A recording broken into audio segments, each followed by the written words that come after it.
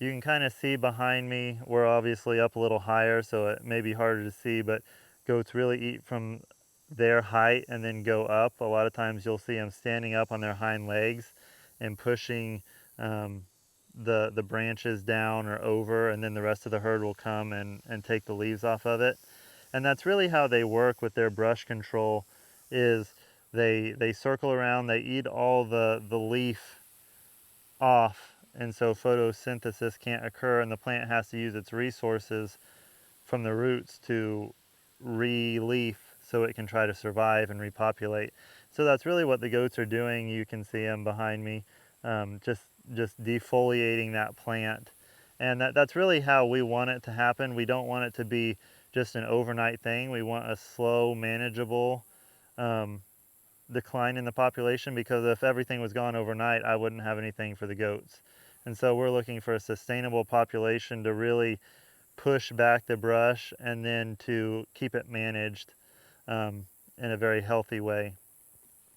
When we're talking about that, that's another issue, because with spraying, we're taking mostly all the broadleafs out, which is really necessary for a healthy plant ecosystem. And so with the goats, we're just grazing them by on the browse. They are eating some forbs, but we're not hurting that plant ecosystem and the microbes in the soil. In fact, we're actually helping, because the goats are so light and they are cloven footed.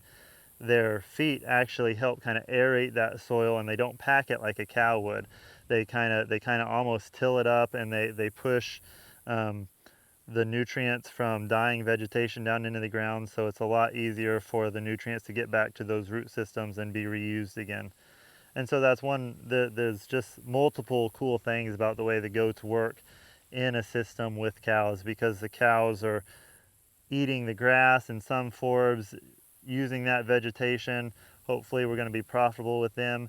But then with the goats coming in with them, we're controlling and being profitable off of something that we used to pay to get rid of. And so that browse becomes a profit center. But then not only that, we're also not spending money on the chemical, and we're also helping keep our soil really healthy. And so those are just kind of some of the lessons and just kind of what I've observed in the years that I've had goats, and how it's really a multifaceted approach to a healthy pasture and a healthy soil. And it's the way God created them, and each one does a little different job, and one without the other, you're not going to be quite as good as if you have them all present.